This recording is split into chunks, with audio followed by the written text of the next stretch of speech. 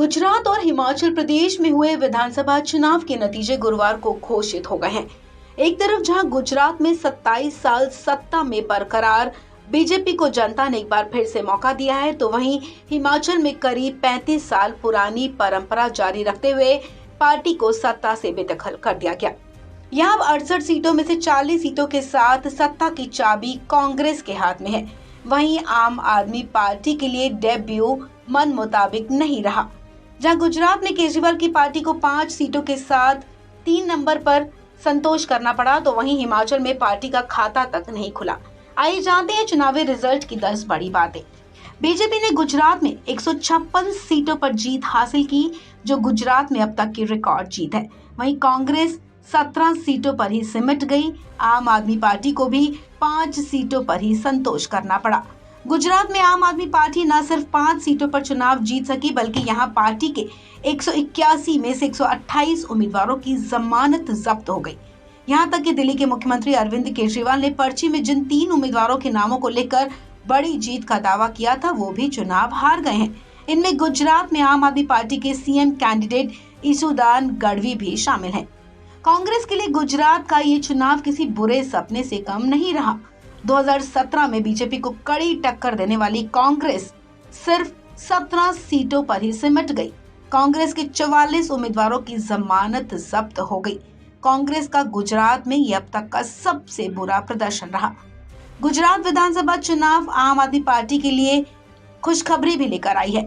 यहाँ 5 सीटें और करीब 13% वोट हासिल करने वाली आम आदमी पार्टी अब राष्ट्रीय पार्टी बन गई है। अपने ऊर्जावान प्रचार अभियान के बावजूद आम आदमी पार्टी मोदी किले में सेंध लगाने में विफल रही है। उसने जो किया वो कांग्रेस के वोटों को हड़पने के लिए किया, जिससे प्रभावी रूप से बीजेपी को और भी बड़ा बनाने में मदद मिल गई। बीजेपी ने गुजरात के सौराष्ट्र की 48 सीटों में से 40 पर जीत हासिल की। ये इलाका कांग्रेस का गढ़ माना जाता है, लेकिन कांग्रेस ने यहाँ 2017 में 28 सीटों पर जीत हासिल की थी, लेकिन इस बार कांग्रेस को इस इलाके से बड़ा झटका लगा है। कांग्रेस सौराष्ट्र में इस बार सिर्फ 3 सीटें ही जीत पाई है। गुजरात में कांग्रेस को निराशा मिली, तो हिमाचल प्रदेश में उसके लिए खुशखबरी भी आई। पार्टी ने यहाँ 40 सीटों पर जीत हासिल कर ली है और सत्ता में वापसी की है। यहाँ हर 5 साल में सत्ता बदलने की परंपरा बरकरार रही है। बीजेपी को सिर्फ 25 सीटों से ही संतोष करना पड़ा। हिमाचल में मिली जीत का श्रेय कांग्रेस के राष्ट्रीय अध्यक्ष मल्लिकार्जुन खड़गे ने राहुल गांधी की भारत जोड़ो यात्रा को दिया है। बता दें कि हिमाचल में इस बार मौजूदा मंत्रियों को लेकर नाराजगी देखने को मिली है।